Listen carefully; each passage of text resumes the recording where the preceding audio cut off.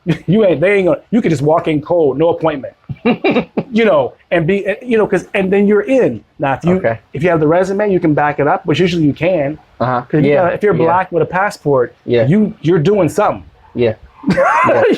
So once you do that, then what you will love, you guys, about being abroad, or being in Asia as a Black American, is you can really see how good you are, not how good you are compared to white supremacy or white privilege or racism. You're not a hood rat here. Your accent, your cornrows, none of that is an issue. You can really see if you're a party promoter. You know what I'm saying? You can really see it. And I don't have to worry about dealing with just my community. In the States, that was my issue. You can branch out to other communities. Now I'm the top marketer in the city, not black marketing niche market company or minority niche market. I'm the #1 FM radio show in the city. Not black, not urban, not period. You know what I'm saying? My magazines are award winning. Not Black Award, not the Black Chamber of Commerce Award, not Negroes R Us Award, not the XXL Award. You know what I'm saying? The award for, you know what I'm saying? That's what I like, bro. Okay. I'm sorry, that's my last words. You guys, good long meeting, you guys. Sorry for the dogs. It's great, man. This is wonderful. All right. Kareem Jackson, Black Asian Magazine. Black Asian Magazine, you guys. What's the website? What did I say that? BlackAsianMagazine.com. BlackAsianMagazine.com, you guys. This guy's doing some great stuff, you guys. More black people in America, especially abroad, need to really see how we're doing abroad and to realize that we're Black American or we're black in general. We can go anywhere in the world and survive. If we can survive in America, you can survive anywhere in the world. Believe me. Okay. BlackAsianMag.com, you guys. Thanks, man. You want a drink now? You drinking now?